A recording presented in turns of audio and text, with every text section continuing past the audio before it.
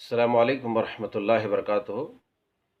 احباب و اخوات، میرے بھائیوں اور پیاری بہنوں، ایک اہم مسئلہ یہ ہے جس پر لوگ بہت تشویش میں پس و پیش میں رہتے ہیں کہ اور بعض دفعہ جو ہے ہماری بہنوں کو ہماری بیٹیوں کو اور بہت سارے جو ہے دھمکیاں اور ڈانٹ پھٹکار سننا پڑ جاتی ہیں کھانے بنانے وغیرہ کے متعلق۔ بعض دفعہ جو ہے کھانے میں نمک زیادہ ہو جاتا ہے، دیگر چیزیں زیادہ ہو جاتی ہے تو اس سے کھانے کے ذائقے خراب ہو جاتے ہیں۔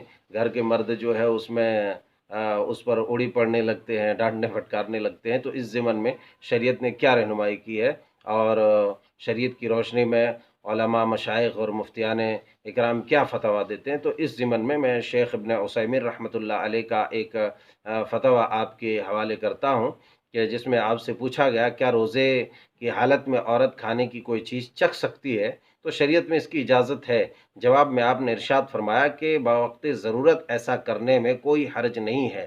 ہاں، یعنی جب ضرورت پڑے اگر تو کھانے کی کوئی چیز جیسا نمک ہو وغیرہ دیکھنا ہو تو تھوڑا چکھ سکتی ہو، لیکن وہ جیسے وہ چکھے فوراً جو ہے وہ تھوک دے، اسے اندر نہ نکلے۔ اگر نگل جاتی ہے تو پھر روزہ فاسد ہو جائے گا، اور اگر چکھ کر کے فوراً تھوک دیتی ہے تو پھر اس کے روزے پر کوئی اثر نہیں پڑے گا۔ واللہ اعلم بالصواب۔ اللہ تعالی ہمارے روزہ و عبادات کو قبول فرمائے، آمین۔